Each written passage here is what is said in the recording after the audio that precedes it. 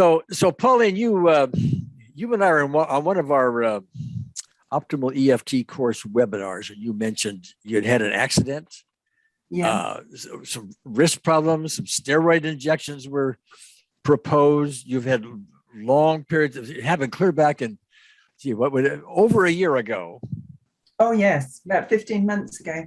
Yeah. Yeah, and the healing has been slow, but seems to have plateaued, and it's better on one side than the other side. You actually fell and hurt both wrists and arms, and you had shoulder pain and lots of stuff, finger pain, all kinds of stuff. Doctors go ahead. It was really very, very painful from the shoulders, the arm, and everything. Where it wasn't painful, funny enough, was in the wrist. But eventually, months later, because we've had COVID problems in England, I was diagnosed with severe carpal tunnel in my right and moderate in my left. However, I've also done lots for myself. I've been working with the unseen therapist and doing everything on your videos that's suggested. And, you know, there are things that are changing. As plus all the other stuff. I've always exercised, but I've never had pain. I've never had a pain that was quite so disconcerting or uncomfortable as I've had. All right. Okay, so you had this nasty fall. The doctors have called it, they use the phrase carpal tunnel within their various diagnoses. Some improvement on the right side, less on the left side. Did you or did you not have steroid injections on the left side? Yeah. Yes. I eventually had one last week on the left. I didn't go, the first appointment, the doctor said he wouldn't do it, but I went to see the hand surgeon. Very nice guy, and it was interesting. I invited the unseen therapist, and although I had the injection, I felt extremely safe. It was like he took me under his wing, literally, and he said, Pauline, if I hesitate and not give you the steroid injection, he said I would be no good as a surgeon. And that was that. But what it didn't do, because I was waiting, I've been told steroid injections hurt. It didn't hurt. There was nothing. In fact, when he did it, I said, is that the anesthetic? He said, no, that was the steroid injection. And there was no pain. There was no pain. Okay. Well, I've never had a steroid injection, so I don't know what that pain is like. But you're supposed to have pain. Okay. Well, everyone tells me they are painful. Even the doctors said it can be painful, and it can be painful afterwards. It wasn't. Okay. All right. Well, we don't know for sure. No, we don't know. If unseen therapists assisted in that or not. But I've seen so many of these things where you're supposed to have pain, and this is, we bring in unseen therapists and it doesn't happen. I've seen many injuries where we bring in unseen therapists just aiming at the symptom alone. This happened to me. I had a really very severe knee injury a few years ago. I thought I was going to be on crutches for 6-8 weeks. It was all gone in 24 hours with unseen therapy. Okay. But anyway, we can give you lots of stories like that, but we can never guarantee or prove unseen therapists did this job or not. But there's just too many coincidences to ignore. Okay. Yeah, can I share something else? Sure. Yeah. Well, I can't remember what I was working on the other day. It may have been what I call the shift method. And I was doing it with you on your recording. And I put out what I was feeling. I just put my hands out, basically. And I asked the unseen therapist if she could help me. Because they were feeling, it felt like the pins and needles again. But what was interesting, I did it like for that 17 minutes on the recording. And then that evening, I don't know if it was when I went to bed, this wrist felt suddenly really painful. But what it felt like was there was something being drawn down here. Drawn down the length of your arm? It was like, yeah, it was like, not, I don't know about energy moving, but it felt like a fluid or something moving. Like this? Yeah, down here. And this finger felt really painful. And I held it, and I must have gone off to sleep. And the next morning, it was all gone. Mm-hmm. And the lump that was there had decreased. Okay. All right. Well, that's another example of aiming unseen therapists at symptoms. And it doesn't always work that way, because sometimes, and this is what we're going to explore, Pauline, is it's the cause. There's a cause. It seems like the cause was the accident. That's what it seems like. Yes. Okay. And to doctors, it seems that way. And to patients, it seems that way. But we're going to open a different little door here. We're going to look at emotional causes that may seem on the surface to have nothing to do with this. Okay. But we shall see. We shall see. Okay. But that's where we want to go. We want to go see.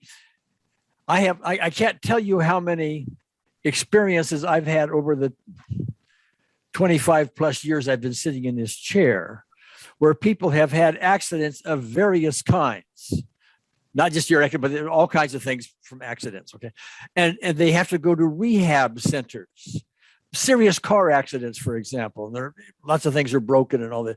They go to rehab centers, and the rehab people will say, well, this is going to be 6 months or 8 months, something like that, before you're able to walk or use your arm again, or whatever the case may be. And in those earlier days, we were using tapping. Today, I would use unseen therapist. But we were aiming at possible emotional causes, not the emotional causes were aimed at why it doesn't heal faster. Okay. We're finding emotional causes actually stops healing. That's nowhere in the medical books that I know of. Okay. But you're holding around anger and grief and guilt and stuff like we all do. And it literally stops healing from happening. You take care of those issues, and now healing starts to happen in its normal course. And what might take 6 or 8 months typically takes 2 months, 3 months, 4 months, something like that. All right. Dramatically different than what the typical expectation would be. But I want to do something first before we aim at cause. I'm just curious about. I want to aim at symptoms for the moment. I just want to see what happens, and I want to do it surrogately, meaning I want to,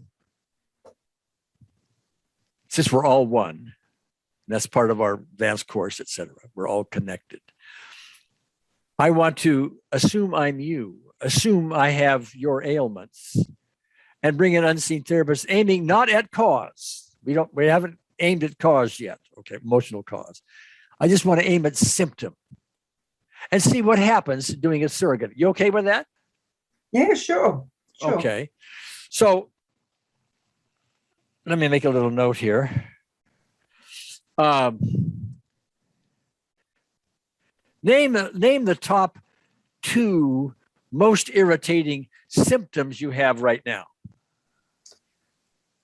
In my fingertips, mainly these 3 fingers. That would be these 3 fingers on your left hand. Mainly. Well, on both hands? On both hands? On both hands. And now, since the steroid injection, they're now both feeling exactly the same. They're feeling the same right now. Yes. There's like a fuzziness. There's like, it's very uncomfortable. I mean, because I don't like filing or cutting my nails anymore, because it feels very unpleasant. And but it's moved from here up to just about halfway now. And okay, this fuzzy feeling. Uh-huh. It's not quite pins and needles. Oh, wait. Yeah. It started here. It starts here. It started here, but now it's moving up to here, you said? Up here. Yeah. Okay. So it is not down here. It's up. It starts up here. It's here. Yeah. Okay. It's from here up, the fuzzy feeling? Yeah. And okay. It makes my nails feel really uncomfortable. Okay. And it's on both hands. On both hands. Okay. All right. All right. On a scale of 0 to 10, how fuzzy do they feel? A 7. A 7. All right. And a 7. All right. So that would be symptom number 1. What is the second most irritating symptom?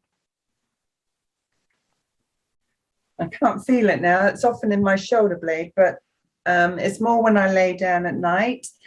So the other one would maybe this part of the swelling.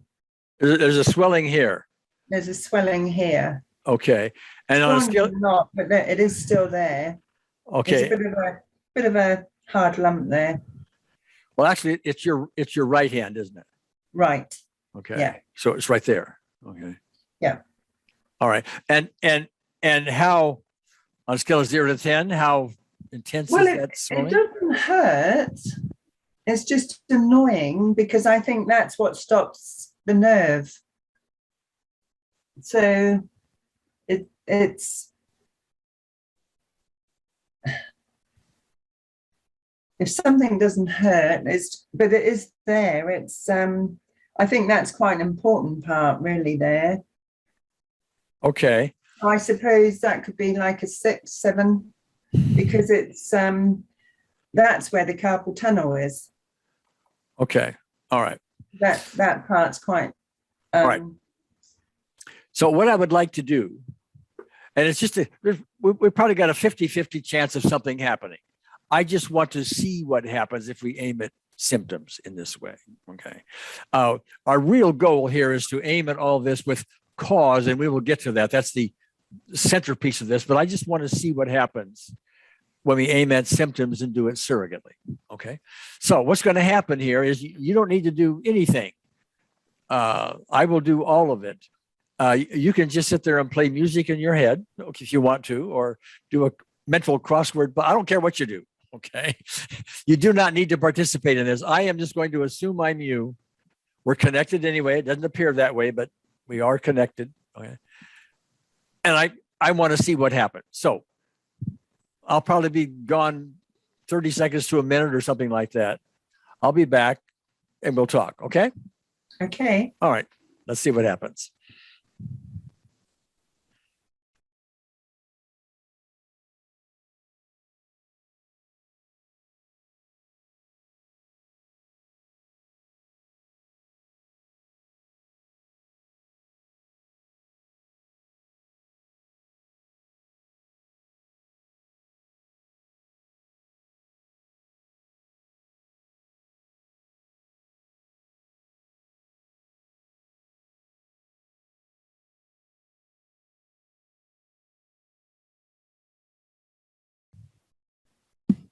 All right, check it out. If fuzziness still a 7?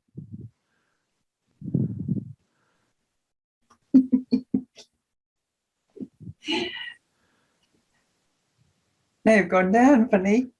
Okay, well, estimate a number. Maybe 5. All right, 7. Both. All right. So not a great big difference, but not a great big, but a noticeable difference. There is something different. Okay. And what about the swelling part of it on, the 6 or 7 it was, still the same or different or what?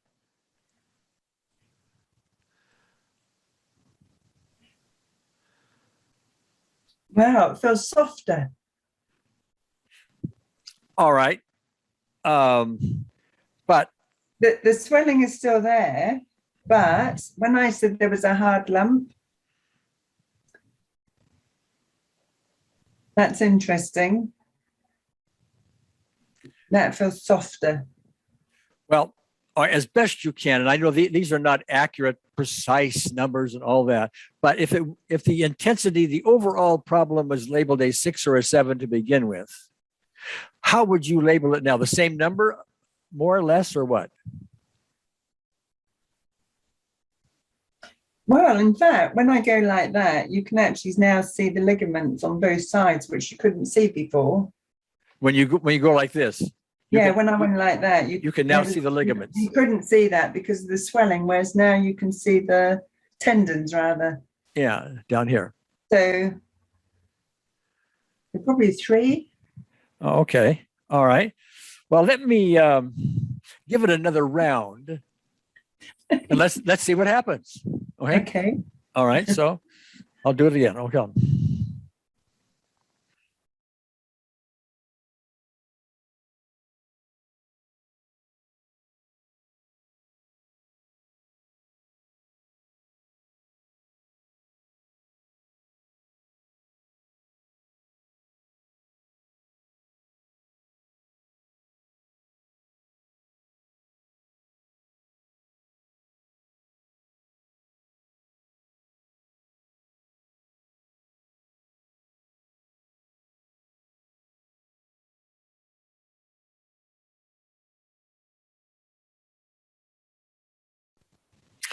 All right. The fuzziness, still a 5, some other number?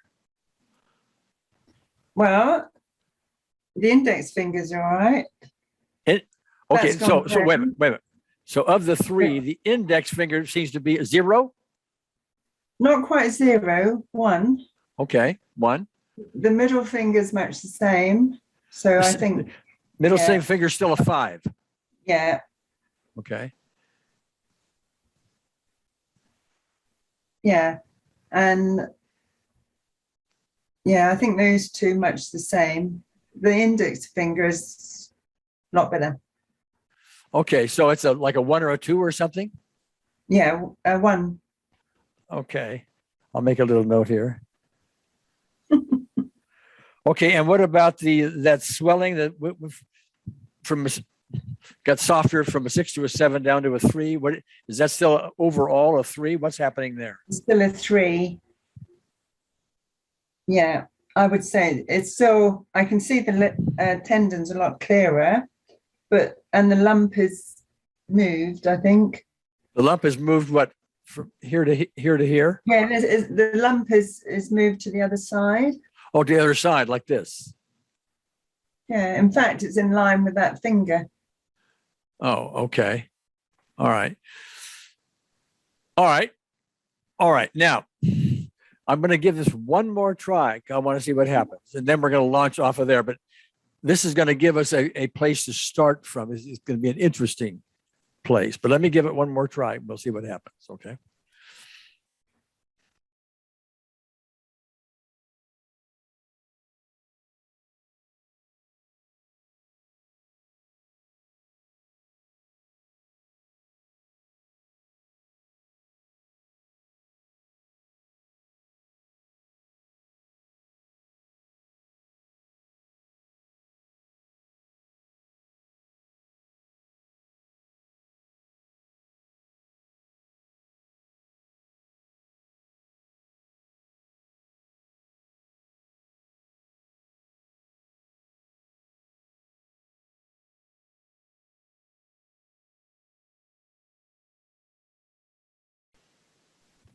All right, let's check it out again. The fuzziness index, the 2 fingers other than the index finger, those 2. It's changed. It's still there. Still there in those, but it's not as bad as it was. So well, if they were a 5. About 3. Okay, so those 2 fingers, not the index finger, but I can't do it. Those two are they've gone from a 7 to a 5 to a 3, something like that. Yeah. Okay, so we're getting improvement. that's the main point that I'm getting from all. We haven't gotten rid of it. It's not gone. No, they've noticeably improved. Very much. And that is just softer. The lump is still there, but it's smaller. Well, do you rate it overall? I can go like that now. I can push into there now. You push it like that? Yeah. Okay. I can push it like that. So that's an improvement? Yes. Over last time? Over what we did the last round? Yeah, just there. It's just a little bit there. So, well, all right. Down. You got to remember, I'm an engineer. Okay, so I need numbers. You need numbers. Yeah. So you were estimating a overall 3. Is it still overall a 3 annoyance? I would leave it at a 3. Okay. Yeah, because it's moved over to this side. And what's interesting, Gary, I don't know if you can see it, is this tendon here, which goes up to the middle finger, at the side of it was the swelling, and that's not there now. Okay. All right. Yeah. All right. Well, I didn't see any swelling, but okay. Oh, you can see it. No. Okay. Well, that's okay. No. That's okay. That's okay. I want to launch off of that. I want to go from there into cause. But a point I want to make is we aimed just now at symptom. That's what we did. We aimed at symptom, not cause, symptom. Okay. And we got some results. But one thing we don't know about that is whether they're permanent.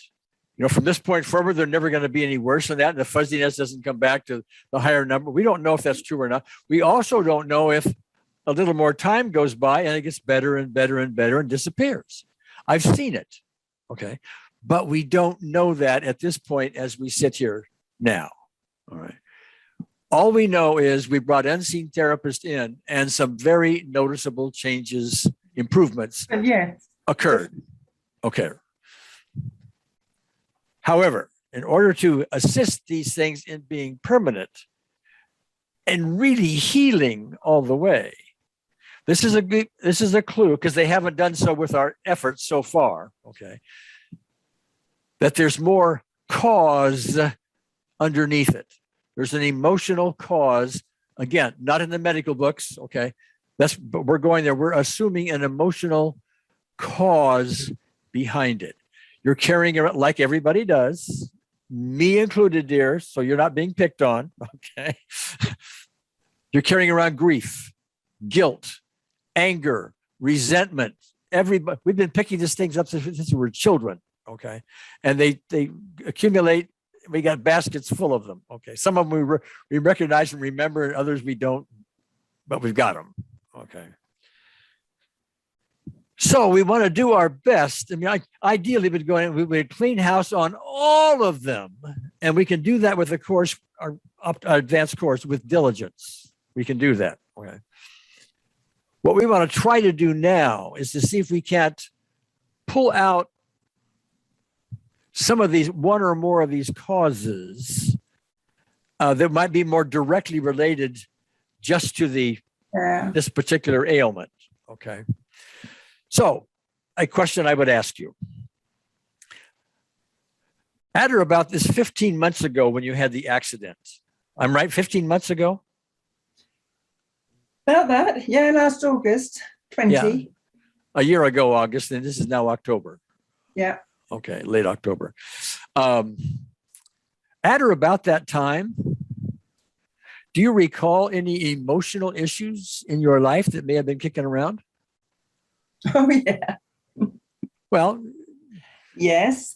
Are you going to keep them a secret, or are you going to tell me? No, I will share it.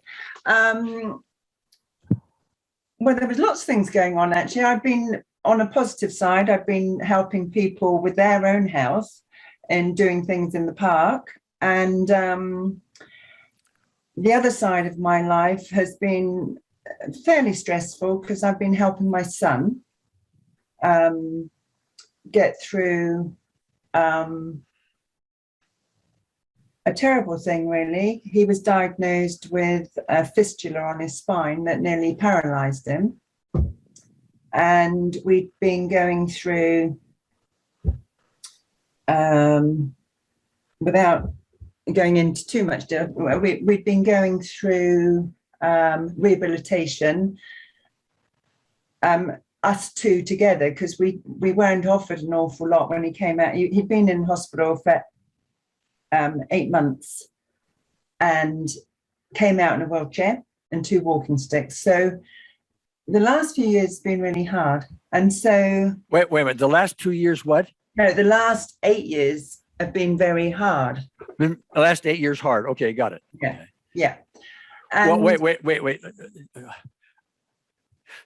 So his fistula thing was started 8 years ago. Yeah, nearly paralyzed him. Yeah, couldn't get him into hospital. All right. Yeah. Okay. All right. Continue on, please. And so over those 8 years, I have been doing an awful lot for my son. Not that I minded that. It was, gradually got him walking with 2 walking sticks.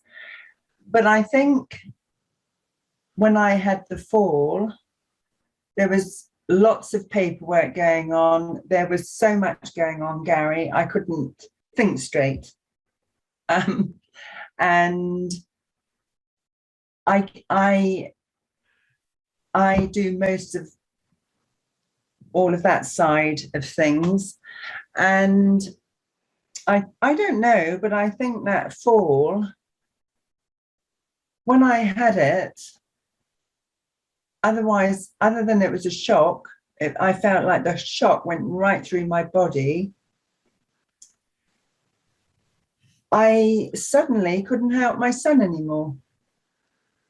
I couldn't use my hands. I couldn't help do the cleaning because we were still in lockdown, so he didn't have a cleaner. I had been doing all the shopping and everything because online shopping was difficult. And so suddenly I wasn't able to help. And not that I saw the fall as a positive, but when I'm talking to you now or listening to you, it's, in a way, it was a relief that I couldn't help at the time. All right. Potentially very, very helpful, but I want to explore that some more. Okay. So 8 years ago or thereabouts, this problem has been going on. And let me just, as an aside, again, understanding I'm not a doctor, but this fistula in the spine has a cause. Something caused it, and it's likely an emotional issue of his that caused it. Okay. And so that's another aim altogether, a different topic, a different person, and so on. And I know the doctors do other things and everything else, and yay for all of that. But I would urge that you start looking at the emotional cause for the fistula. And when that cause is gone, the fistula has no reason to be. Okay. So I'm pointing that out to you. That's an aside. Okay. So here you are 8 years ago, and all this is very stressful. Now I want to get behind this, not to the current paperwork stress and the accident. I'm going to go back a bit just to be, because I want to be as thorough as I can. And by the way, just so you know, we're eventually going to bring in unseen therapists for something. Okay. But in the meantime, what we want to do is explore and put as much on the table in plain sight for unseen therapists. Oftentimes we have stuff under the table, stuff we have forgotten, repressed. We don't want to look at that kind of thing. And if it's under the table, unseen therapist is not going to interfere with our right to forget it, repress it, and not let go of it. Okay. So we want to look at these things, put them on the table, reframe them, and all of this. So we have as much on the table as we can when unseen therapist finally comes along to bring resolution to what we're going to give her. Okay. So now I want to go back. One of the things that I know, being a parent of 3 children, is that children are experts. They have a PhD by the time they're age 3 about how to manipulate parents. They are very good at giving us guilt. Oh, Daddy, you said, the kind of thing. Okay. They're very good at that. Okay. And we as adults, I'm speaking for me now, but I want to ask you if any of this fits for you. Okay. As adults, we take on this guilt. We take on this responsibility.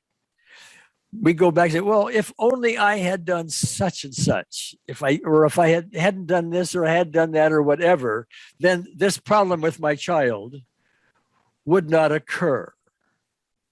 Now, I don't know if that rings a bell with you or not, but let's explore. Tell me, does it? Yeah. Yep. Yeah. Okay. Can you repeat it again, Gary, what you just said? Sorry. Well, I'm going to say it a little bit differently. Okay. Are you able to locate your own personal guilt or maybe fear or other emotion when your son has this, you understand this son has this fistula on his spine and he's got all these physical problems. What we need is your emotional response to it. Mm. Do you, even if it's irrational, Paul, a lot of this is irrational. Okay. I have felt fear and grief a lot because I've been looking at this myself because of the membership with what I do with you. And I mean, I've got it all written down here, but I have often felt fear for my son. You have felt what? You have felt what? Fear for my son. Fear. That I might lose him. That you might lose him. Okay. Yes. All right. Lose him. And I have felt grief. I felt grief when I feel grief when I see him in the wheelchair or struggling to walk. All right. I can feel that grief. There's, I mean, yeah, okay. I can feel that. Now, we really need to explore something else here because I keep hearing, and I can be wrong. I can absolutely be wrong. Okay. But I keep hearing within all of that echoes of not only fear and grief, but echoes of guilt. If only I was a better mother, if only I hadn't done this, if only whatever. Yeah, sure. Yeah. Okay. Now, let me also suggest to you that it's very common. In fact, it's to be expected typically when I deal with clients, that guilt is something people just don't want to look at. We'll look at other things. Yes. We'll look at some trauma, something somebody did to us and all this kind of thing. Yes.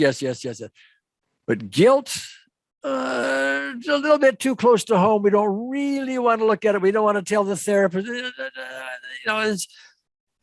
it's not a criticism.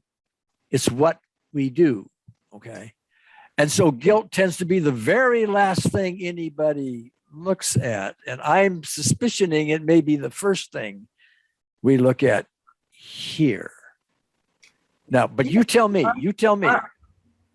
don't mind, Gary. I've looked, believe me, over my lifetime, I have looked at emotional stuff. I mean, that's what I worked in. So I've looked at my own emotions. But I've also, I don't know, I don't want to go off track from what you're doing. So yes, there's fear, there's grief, there's guilt, feeling of responsibility, but I don't feel it. I don't feel upset about it. I can talk about it with you because that's what I feel. I don't know if I feel it right now, but oh yeah, over a lifetime as a mother, I started as a young mother. Yeah, I have felt all of those things. Okay. This is really important, Pauline, because among anybody who may be listening into this, there will be, I guarantee you, mothers. Okay. And probably 75% of the people who follow what I do are women, and they are mostly mothers. Okay.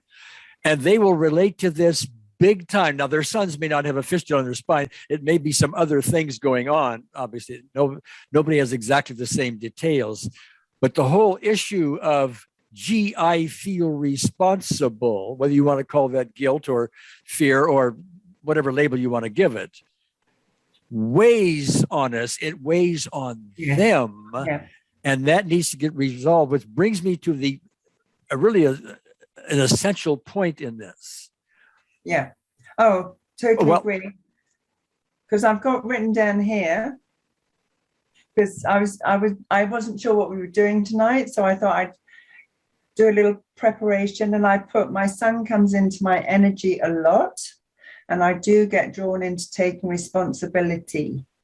Okay. I always feel responsible. All right. Well, to me, responsible and guilt are cousins. Okay. Same. But I don't want to play with words here for the moment. But there's an important concept that I want to really get out here. We are not so concerned with all the details of why you feel responsible. We are not so concerned at this point with the fact that your son has the fistula and that your son sits in a wheelchair or walking sticks and that kind of thing. Well, that's to be addressed at another time. What we're really concerned about here is your response to this. It is your emotional response that it would appear contributes to the cause of your accident and your fingers and your wrists and all that. Yeah. And so that's what we want to aim at. We want to give you some relief for that cause. And by the way, whether or not it actually assists in improving the wrists and the fingers and all of that, the arms and everything, it is worthwhile even in and of itself to relieve you of this excess responsibility. Okay. Now, let me talk about this a little bit too. I use the term excess on purpose. It's one thing to have normal concern for your son. Got it. Mothers do that. Fathers do that. I have concern sitting here and I don't even know him. Okay. So there is normal concern that goes on. There's also, with mothers who have excess responsibility and taking it on like this, we have excess concern, over the top concern, too much concern. And that over the topness, that excess and so on is what we want to address here. We're not going to get you to the point where, oh, you don't even care about your son, you know, and his issues. we don't get there. But the excess. I wouldn't want that. Okay.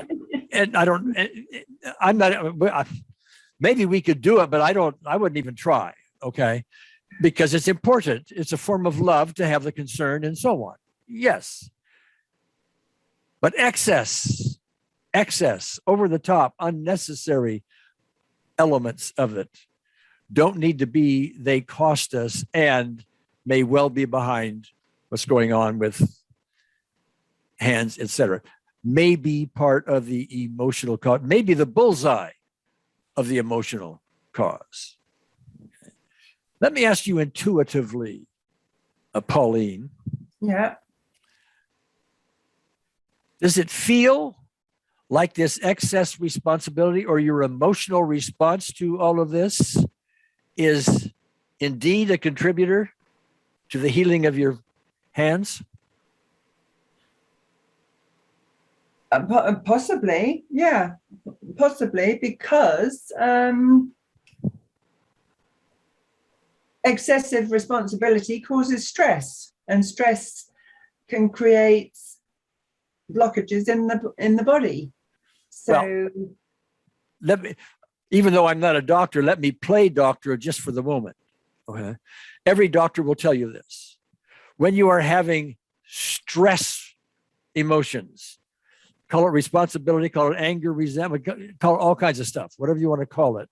When we have that, every doctor will tell you our system creates a cascade of negative chemistry. Negative chemistry is my term. Okay. Yeah. Adrenaline goes out of balance. Cortisol goes out of balance. Hundreds of chemical reactions that are designed to repair the system get compromised. I mean, it's a literal cascade of stuff, and your immune system's now got to go do all that. Got to take care of that, okay? Or you're in trouble. So when it does that, and then you have an accident, it's too busy taking care of all the other stuff to heal the accident normally. Yeah. Okay. Yeah. So if we release all the excess emotion, the excess cascade of negative stuff, we release the immune system now to go do what it's supposed to do, start repairing things. All right. Now that's very common sense medicine, by the way. And every doctor will tell you they just don't know how to take care of the emotional part of it. So they will typically say things, well, take a vacation or don't be so stressed. Take a pill. or to see it, go see a shrink or something. Okay. I'm not picking at doctors, but they haven't really been taught that, at least I haven't heard about that. It's not in medical school and medical books and stuff like that, so anyway. So now we want to start aiming at this excess responsibility. All right. Close your eyes for a moment and just tune into the idea of, I am responsible for my son's issues. I am responsible for his healing. And tell me on a scale of 0 to 10, what kind of intensity shows up? Probably an 8, and I've got an ache in my shoulder, in my shoulder blade. Okay, so the shoulder blade, which was not there at all when we first started, if I recall right, the shoulder is now. It's right in the shoulder blade. Yeah. Okay, it now showed up. It's light pressure. Light, okay, but it showed up. Pressure on the shoulder blade. Okay, but what's important about that now is what you did was tuned into an emotional issue, and you started to get a physical response. Were you aware of your fingers getting any worse? No, they haven't got any worse. Okay, no. But the shoulder thing showed up. The pressure on my shoulder blade is showing up. All right. Okay. When you were doing that and you got the 8, you got the one physical symptom being your shoulder blade. Any other physical symptoms that you can recall? No. Okay. No. All right. All right. Now, here's where I'm going to have to lean on you and your memory some. So we'll just do our best. All right. I'm looking for a specific event. There's probably many, okay, but I'm looking for a specific event. The further back in the past that we can go, the best. Now, let me do something a little different first. Let's go back to childhood, long before you even thought of having a son, okay? You're 3, 4, 5, 6, 7, 8 years old. All right. In your childhood upbringing, as far as you can remember, were you told or given the idea that you're responsible? Be responsible.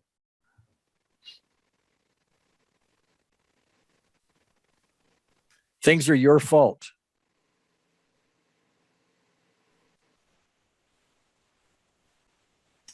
I damaged something of my mother's and felt, and well, I wouldn't have maybe used those words at that age. But when I think about it now, because it was one of my events I've written down, I felt very responsible for damaging something, though. So you damaged something somewhere in that damaging of something. Mm-hmm. I gather your mother found it. She yelled at you. She spanked you. Something happened to give you a crescendo moment of, oh, something's wrong with me. Yeah. Well, it was very, so I wrote it down as a specific event, actually. You know, we had to do the 30 specific events. Yeah, yes. I wrote it down as one. And it was I don't know how old I was, probably 5, 6. And I found something that drew my attention because it was so beautiful. And I wanted to wear it, and I made it into a ring. Okay.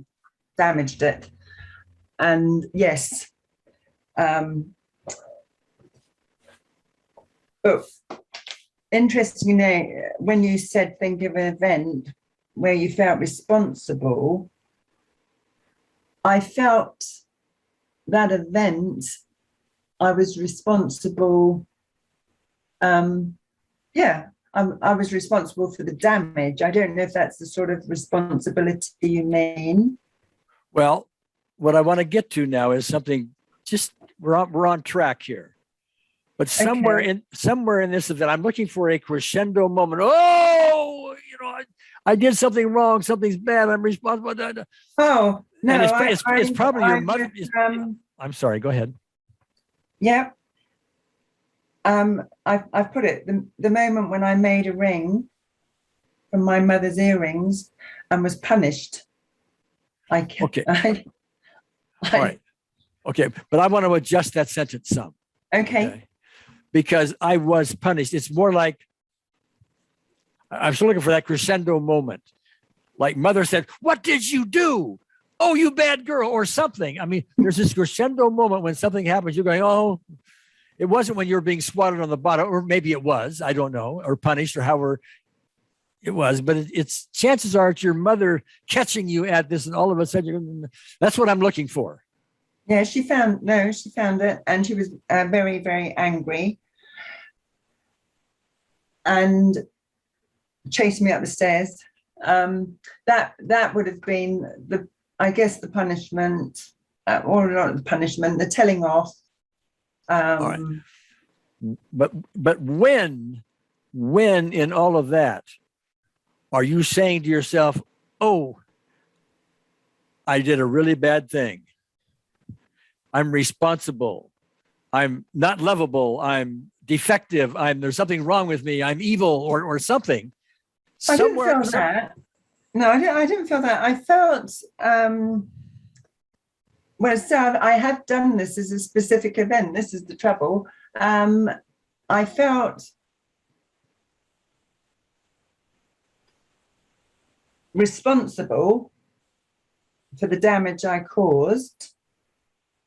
And the punishment, I suppose, or the punishment, the telling off, I suppose I felt hurt. You suppose what? I felt hurt. You felt hurt. Yeah. I'm looking for what it meant to you about you.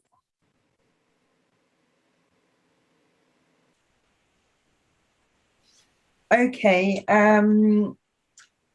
I suppose at the time I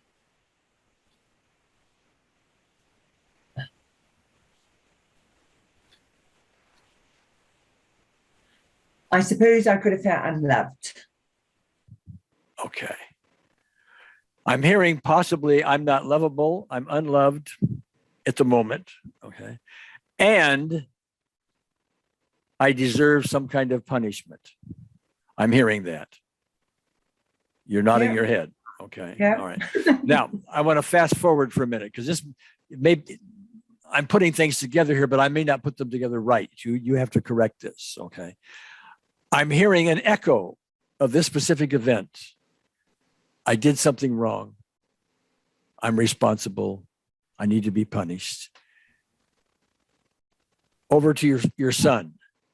He has developed this fistula. You are responsible, whether it's logical or rational or not. Okay. You are responsible and you need to be punished. Hence this. Okay. Okay. Is that fitting at all? Well, yes, because there's been a few accidents in life that I could feel responsible for. And yeah, I think what you've just said. All right. Is well, it's an avenue. It's an avenue. It is, yeah. Okay. Close your eyes for me, if you would, and let's go back to this specific event. Your mother found out you damaged this earring thing. She's chasing you up the stairs, and somewhere along the line, you're going, "Oh, I did something wrong, and I'm responsible, and I need to be punished, and I'm getting punished." And then run that movie through with some vivid detail, and tell me what kind of a 0 to 10 you get to currently about it.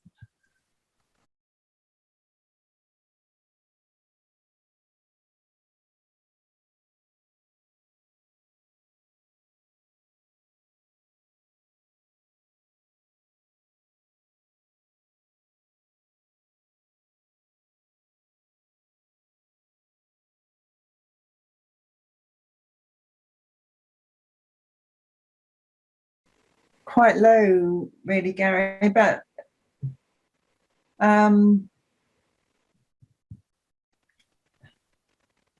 yeah, very low. I don't feel anything in the body or anything. Okay. When you say quite low, a 2, a 3, a 4, a 1, a 2. Okay. All right. All right. I'm going to do a little more testing with you. Okay. I'm going to have you say some sentences for me and just say them out loud. Okay. Short little sentences. And then tell me on a scale of 0 to 10, how true do they feel to you? We don't want the logic of it. We want the emotional response. Emotion. How true does it feel? Okay. First sentence, I'm responsible. I'm responsible.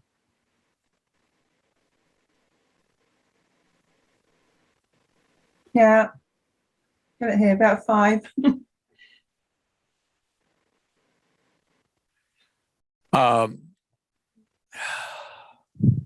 There's something wrong with me.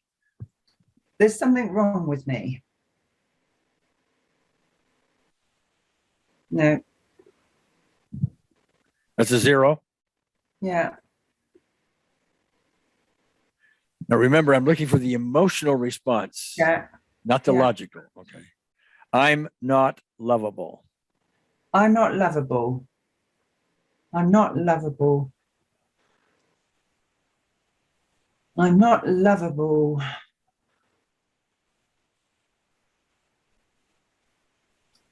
Or maybe something in the stomach, a little bit. About 3, maybe. Okay. For whatever it's worth, I pick up higher numbers than you're giving me. Okay. That doesn't make me right. Doesn't make me right. Oh, that's fine. But I do get higher numbers. And one of the things that we tend to do, and you may or may not be doing this, like it's an unknown here, is we tend to repress these kind of things. We don't want to really look at the fact that maybe we're not lovable. Okay. I don't want to look at that. You know?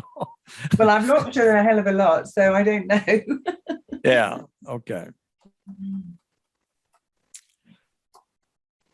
All right. What I think I'd like to do is bring in unseen therapist now. All right. And we're going to launch off of this, even though it's a low number, like a 2, this feeling responsible, etc., about the ring and the earring and that. All right. Even though it's low, I want to address it as though it's more of a generalized type responsibility thing. My guess is you've had a number of you're responsible type stuff in your life. I would be right on that? Yes. Okay. I would have to be right because most of us have that. Okay. Yeah. Oh, yeah. A lot. Yeah, sure. We're given that, if nothing else, if not by our parents, certainly by our culture and the books we read and the movies we see and everything else. Yeah. You know? Yeah. And the guilt. And we take it on, etc. All right. Yeah. Now I'm curious about something before we begin with this. Check out your fingers again and tell me the fuzziness. What number is it? Oh, that one's 1. This is a 1. It was what was that? We went from a 7 to a 5, and now that one is a 1. 1. Okay. That one's, I can't, that's 3. Oh, this one, the ring finger? Yeah. Okay.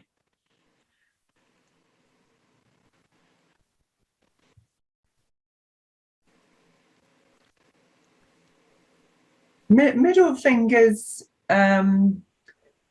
still fuzzy. Okay. So we've had some improvement in the meantime. What about this softening lump thing? It's a lot softer. Than when we left it last time? A lot, yeah, and the lump is there, but it's a lot smaller. All right. Now, you can't see it. Yeah, we never know precisely what's happened, but let me just give some input here. This is my experience speaking with unseen therapists. Either what we originally did surrogately, aiming at symptoms, is still working and improving. That's one possibility. The other possibility, and maybe both of these are going on, unseen therapist is listening to us anyway. You know, she hasn't been formally invited, but she's always here, always guiding, and she's understanding the problem. We've been doing some reframing. We've been looking at responsibility issues and stuff like that, unnecessary levels of it, you know, and all of that. And to the extent you're willing to let go of stuff and put it on the table, she's already working. All right. We shall see. Okay. All right. So now with that in mind, we're going to do a little unseen therapist session. Can I just ask a question? Yeah, please. Sorry. When you asked about the responsibility, that was just on that scenario, that specific event. Yeah. And then you said about generally. Yes. But if I think about what I feel about my responsibility generally, it would be a lot higher. Oh, it would. Yes. That specific event doesn't do a whole lot. So there are 2, but the responsibility. No, but if I think about my responsibility over time, and not always anything to do with my son, just my own responsibility for myself. Yeah. It would be a lot higher than. Well, 2. When I had you say I'm responsible, you gave me a 5. My guess was it was higher even than that. Yeah, because, and then you said about generally, but generally, yeah, I feel responsible a lot of the time. All right. Well, that sentence, I'm responsible, was really aimed at how you feel about it generally. Okay. Yeah, so are we talking more like an 8-ish or something? I mean, that's my guess. That's 7. That's 7. Okay. All right. Okay. But we can still start with this one minimal thing because there's pieces of that generalize out. And I think why that scenario or that specific event is lower is because I have been working on them. Mm-hmm. I have been doing my own stuff with the unseen therapist. Yeah. So you've already worked. We're gonna rework that one, but I think there's something I'm suspicioning. There is something more foundational about that, which is causing you excess response to your son over and above normal concern, which is causing you stuff here. Okay. Yeah. That's the thought anyway. Okay. And again, whether or not that's actually on the target or the bullseye of the target for this, just resolving an excess responsibility in the world is worth it. Okay. Sure. Not that we let go of all responsibility, but too much is not necessary. Okay. So when we do these things, Pauline, I never know where we're going to end up. I only know where we're going to start. Okay. Some of this gets to be kind of fun. Some of the metaphors that show up and this kind of thing. And so this is going to be more advanced over the beginner stuff we have in our advanced course, but it gets into reframing and all kinds of other creative stuff. Okay. So, it's helpful. It's helpful. Yes, stuff you'll be learning as you spend more and more time and get more and more advanced, etc. But we're going to just dig into some of that now. Okay. So anyway, all you need to do is just close your eyes when I ask you to, and I'll narrate the whole thing. Anytime something comes up that you think is worthwhile bringing in, remember, this is a three-way deal. It's you and me and the unseen therapist. We are working together. Okay. It is an unseen therapist and I fixing you. It's a together thing. All right. So if anything comes, it doesn't have to come up, but if it does, say so. Okay. We'll integrate that. What, interrupt? Yeah, sure. Yeah. Sure. Unseen therapist does not sit around and say, now, Pauline, you sit there like a responsible child and don't interrupt while I fix your world. You're laughing.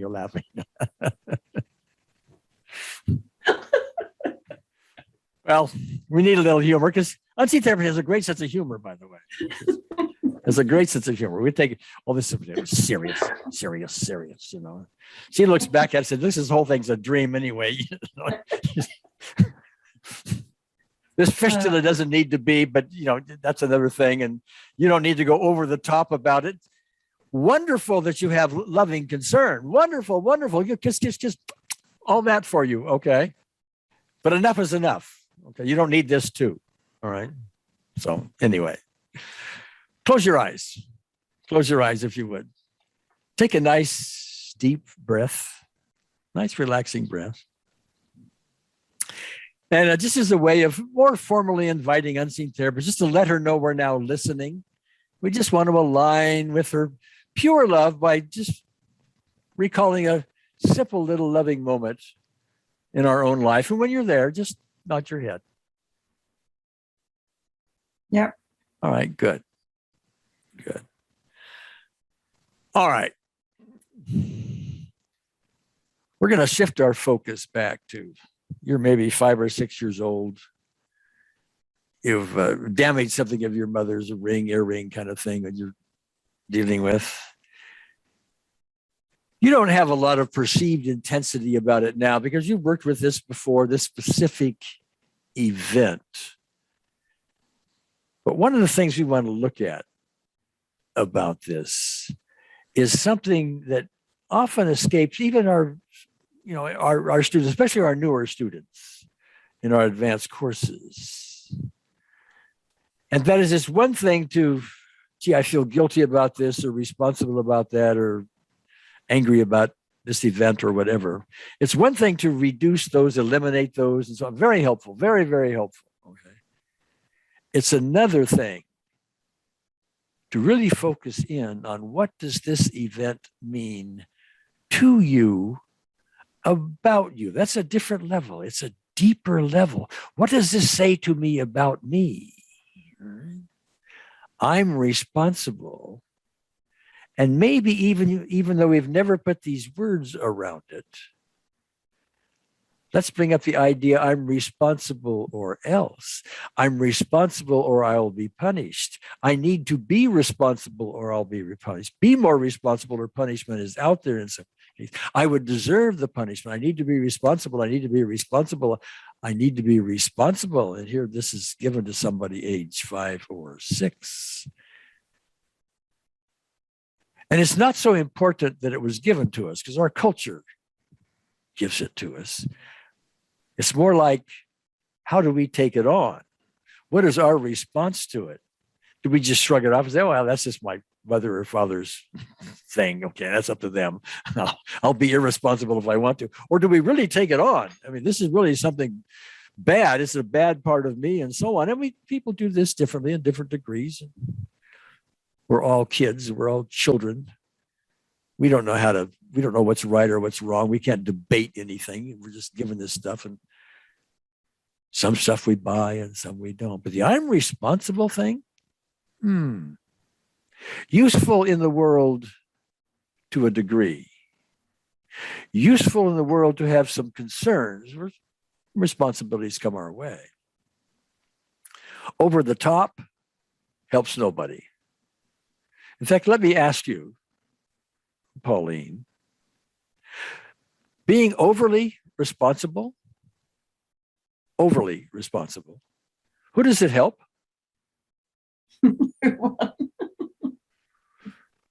Well, does it help you? That's a no, I gather? No. Does it help your son? No, probably not. No. Well, people listening, I'm asking that same question to them as well. Being responsible, yes. Overly responsible, useless. But that's okay. We don't criticize it. We're not, unseen therapist does not criticize it. She understands it, which is important. We need to understand that about ourselves. This is not a bad trait. It's just useless. That's all. You know? So unseen therapist gives me this little metaphor. I've never seen this metaphor show up before. Okay. So my gratitude to you, Pauline, for this metaphor that now shows up. Okay. Good. All right. There's little Pauline. She's standing on her bed. Just got springs. She can jump up and down on it. And she's jumping up and down like a little kid would do. And she's saying, I'm responsible. And she's jumping up and down, and she's somehow or other thinks that's a really big deal and really important. Look at me. I am responsible. Yay, yay, yay, yay. She jumps higher and higher and higher and getting lots of accolades out of being responsible. I need to be responsible. I've got to be responsible. If I'm not responsible, I'm going to get punished. Or so she thinks. Unseen therapist takes a look at Pauline, young Pauline, lets her do her jump, her dance. And as she begins to lose a little steam in that, she says, now listen, young Pauline. And if you could close your eyes, it'd be nice. It'd probably be more helpful. Okay. Now listen, young Pauline. You're only 5 or 6 years old. You don't really want to carry this around for the rest of your life. It's going to help no one. So instead of jumping up and down saying, look how responsible I am in all of this, why don't you just sit down? Be quiet. Let a beautiful song come to you, a relaxing song. And a song that says, I love everyone else. I am concerned about them. I'm not responsible for how they run their lives. I'm not really responsible at age 5 or 6 for whatever I did to my mother's ring and the earring and all that stuff. I can't be held responsible at age 5 or 6. I'm just a young kid who's fascinated by these things and thinks they're doing something creative. All right. Your mother chasing you up the stairs means she's trying to make you somehow responsible. It's really her issue. You know? Properly looked at, your mother should say, well, that's kind of creative. Okay, but she maybe likes that ring more than she does the earring at this point. Okay. But we can look back at that, even though it seems so serious at the moment. We can make a sitcom out of this. You know, here's an opportunity for your mother to love her child. Oh, look at what you did. You might want to ask me permission first, but this is really creative, you see. And then we wouldn't have to have this, oh, I'm responsible and I'm going to be punished thing. It would be, I'm creative, but I really should ask permission. Much better. Much better. Mm-hmm. So the young Pauline, who feels she needs to be punished, she's responsible, we're going to represent that as a cloud. There's going to be a cloud in front of her, young Pauline. And the cloud is a dark thundercloud. It's full of, you gotta be responsible. In fact, there's a label in front of it. It says, I am responsible. And it's in all capital letters, not just a little bit, I'm concerned, but I am responsible. I'm responsible for my son. I'm responsible for everything that happened in my world. I am responsible. And if I'm not, I may get punished. Okay, but I am, that's the label. I am responsible on the front of the cloud. It's an ominous looking cloud to a 5 or 6 year old. But unseen therapist comes along, puts her arms around you. He says, you know, this looks like a really dark, ominous cloud, but it's really nothingness. But you don't see that yet, Pauline. So take my hand gently and let's walk together towards this cloud. It's maybe 10 feet wide and 10 feet high and 10 feet deep, 3 meters high, 3 meters wide, 3 meters deep. Something like that. And let's walk towards it. Now, before we even get to the dark parts of it, we can feel, you can feel the mist, the gentle, cooling mist of the outer edges of the cloud on your face. And it's cooling. It's gentle. Nobody's yelling anything. It's peaceful, very peaceful. And so unseen therapist says, well, see, that's all this cloud is a bunch of mist. And all the stuff in that mist is in your own imagination. All the responsibilities and everything else that you've done generally throughout your world, the over-the-top, unnecessary responsibilities that goes over and above normal concern are there. And so this dark cloud, when you get into it, it actually has dark little spots in it that make it appear dark. There is the experience with the ring and the earrings. That's a dark cloud. Done something with that already. But there's another and another. There's your son as well, the fistula and all of that. And another and another and another and another. So unseen therapist says, well, we're going to enter the cloud now, and all that cooling little mist and everything else. And let's stop at this dark spot about the ring and the earring and your mother and chasing you up the stairs and you're going to be punished and all of that. And let's just look at that for the moment. People do things in the heat of moment sometimes, like your mother. Okay. Let you see your mother gently. Let's allow your mother to look at it and say, gee, what a creative daughter I have. That may or may not be hard to do, I don't know, but at least imagine it anyway.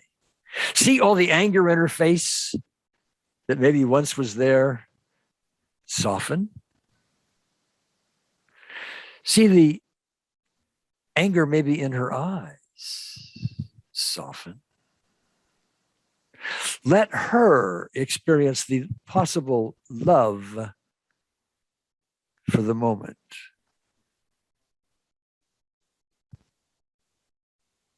And then let's go on. There are many, many dark spots here, which we haven't even discussed. But let's go to one we have. Your son, fistula on his spine, wheelchair, walking sticks. And you are somehow feeling not just concerned, but responsible.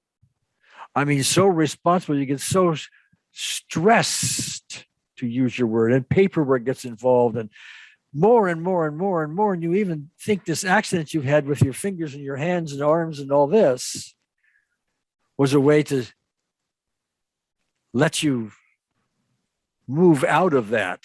You can't help your son anymore. If you can't help him, you don't need to get so stressed, or maybe you have even stress over the fact that you can't help. But even you were looking at that as a way out of all of this extra responsibility, this extra stress, and so on. So, and now we look at your son. He has developed this fistula on his spine. It has a cause. We haven't addressed that yet, but it's very addressable. Everything has a cause, as unseen therapist. Everything, including that fistula. Mm-hmm. And so the concern you have for your son can move you towards, gee, why don't we aim at the emotional causes of this fistula and see what happens? Because the fistula itself is not really your responsibility. And let me ask you, Pauline, I'm told I have a thyroid issue. I don't know whether I have it or not, okay? There's pros and cons about whether I have a properly acting thyroid. Whether or not my thyroid is properly acting, do you have any responsibility for it? Huh? No. Okay. Do you have any responsibility for anybody's ailment? No. Do you have responsibility, and be accurate on this if you can, for your son's fistula? No. Well, there was a no but in there, I heard.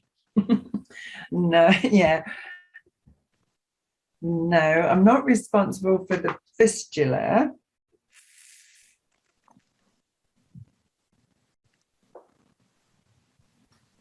I felt responsible for getting him into hospital, which didn't happen for 6 months. Couldn't get him in. Okay, that's concern to me. Yeah, concern. Yeah. Okay.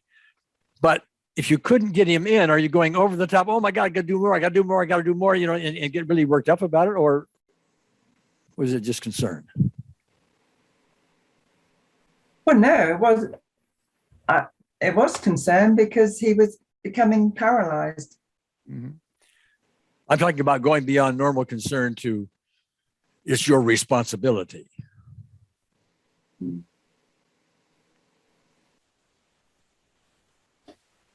It was I felt it at the time, and I don't feel it so much now talking about it, but it was at the time. Okay. I felt all right. Well, responsible. That's the whole point of this. What we want to do is move this from the I'm responsible, the over the top excess concern to just concern. All right. Go ahead. Close the eyes. So now spend a little more time on your own, going from dark spot to dark spot to dark spot within the cloud. All right. And you know what these things are because we haven't discussed them, but you can pick out a few. Okay. And with unseen therapist help, start looking at your responsibility. I'm even going to use the term guilt for these various other dark spots. You have questions about that?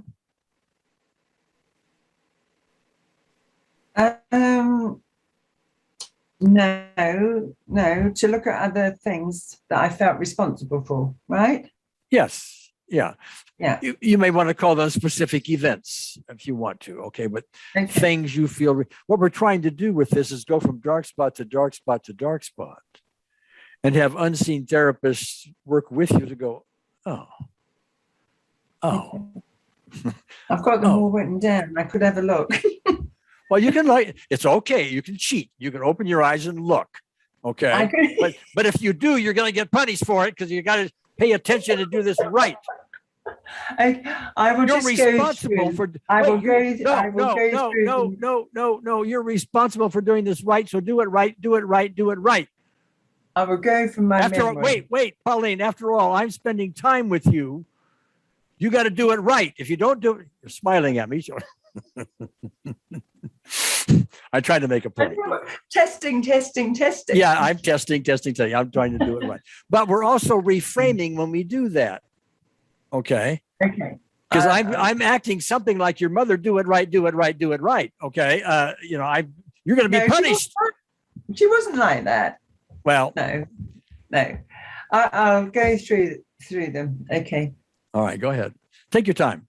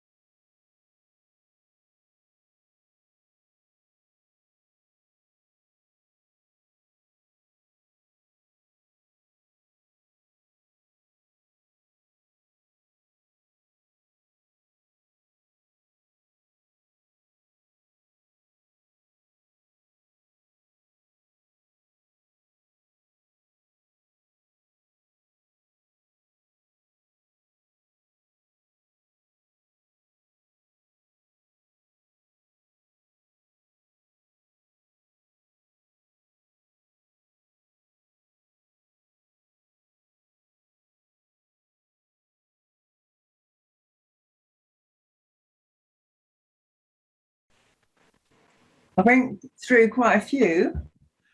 Okay. So what did you resist them? Did you find relief? What happened? No, I went through all the ones that I felt responsible or guilt for, and could see the concern. Okay. All right. I could just feel the concern, not the bogged down with the responsibility. Yeah, hold on 1 minute. So I have to call you back in a few minutes, may I? Okay. Sorry. Okay. So, all right. All right. So close your eyes. Let's kind of close this one up here for a second. Okay. So there you are, hopefully with unseen therapist help, still in the cloud, having been given some new perspectives on this darkness in the cloud.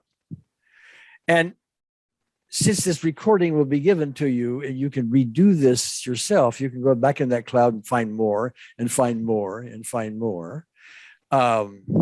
And do more and more with the I'm responsible, that emotional response that we're thinking is costing you in the way of finger fuzziness and related things. But at least hopefully giving you freedom from all of this, because you're really not, well, you may still want to feel responsible, but are you really? Okay, we want freedom from that. Do we have complete freedom now? Well, we don't know. Have we kicked the center out of it? Well, maybe. We shall see. Okay, but now you walk out of the cloud. You look back at the cloud. Doesn't seem so dark anymore. You walk around to the front of the cloud where the label of I'm responsible was, and hopefully in your mind's eye, you will feel comfort by changing that to I'm concerned. I'm concerned. And when that unseen therapist takes you by the hand, you walk away from the cloud, a few steps, look back at the cloud, and in your mind's eye, your imagination, you watch it sort of float off into the sky, float off into the cosmos, being sort of pixelated and dissolving out there, being really a non-event. And spend a little moment with freedom from the cloud. And whenever you're done, and however successful you may or may not feel, whenever you've gone as far as you can, just to open your eyes and we'll talk.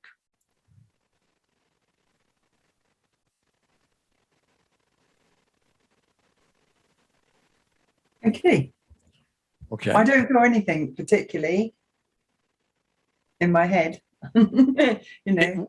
Well, you're going like this, but well, I saw myself come out the cloud, but there's nothing. I don't feel anything in my body, or I mean, other than fuzziness, just on my tips of my fingers.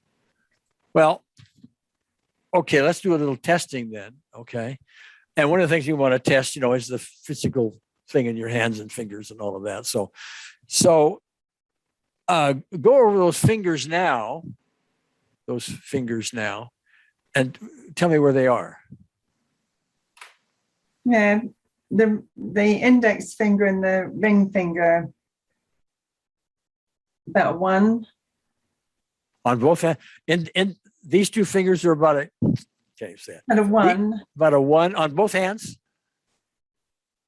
No, that one's not so much. Which one? That's the left. Ring finger. This one is. It's just at the end now. Oh, only at the end. It's not from the midpoint up. It's on the end. Only on the end. Yeah. Okay. And what number is at the end? Is that a 3? Yeah. All right. Yeah, it is. Yeah. Okay. Because it makes my nails feel uncomfortable. All right. Index fingers are all right. All right. This middle finger is at 3, I think. Okay. Both the middle fingers. All right. Okay. What about this spot that you had, the soft spot and all of that? Yeah, it's still about the same as it was a little while ago. Okay. All right. But it has changed. I mean, it changed because, like I said, I can see the tendons now. Well, you may get more change as time goes on. So sometimes it just takes a day or 2 or 3 or more for stuff to shift and change. But maybe not. We don't know. That's why we always test. Okay. So and if it doesn't end up being permanent or it reverts back to some other level, even if it's an improved level, that still means there's more to do. All right. How's your shoulder? That's all right. So it went from, I didn't write that number down. No, I can't remember. I think it was about 5. It was pressure. I could feel pressure. Okay, but that's gone again. Gone. That's gone. Okay. Let's do some more testing. Okay. I'm going to give you this sentence to say and tell me on a scale of 0 to, no, I'm going to do it differently. Close your eyes and focus in. Had you do something like this before.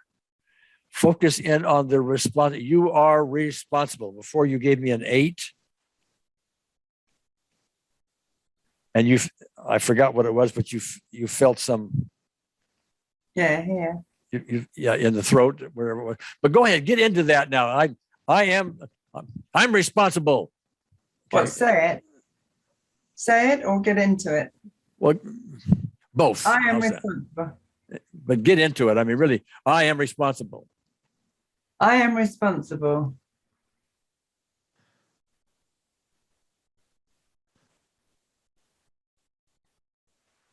No. All right. Well, that's indicative of success. But again, I never want to be fooled by a temporary result.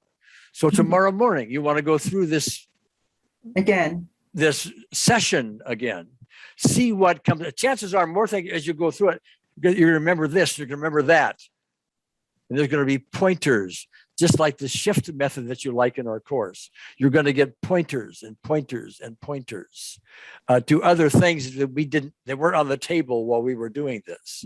And that's a way to be more thorough, more detailed, get more done, get more done, get more done. And hopefully all of this will fade as the cause fades. Yeah. Yeah. Well, there has been shifts. Yeah, okay. We just don't know if they're temporary. We won't know as time goes on. Okay. But the whole idea here was to get a good start, on it. We can't expect to take a lifetime of all of this responsibility stuff and have it all just go away, in one, it'd be nice. And I've seen it. Okay. But typically, no, you got to keep at the details and the stuff on the fringe and things like that, so. Any other questions? Go ahead. But then there's also other feelings, isn't there, too? There's other things other than responsibility, guilt, Sure. Grief, there's sadness. Yeah, we all have it. It's a lifetime full of stuff that we've collected. It's all of it. It's all of it. It's all of it. Yeah. Okay. Yeah.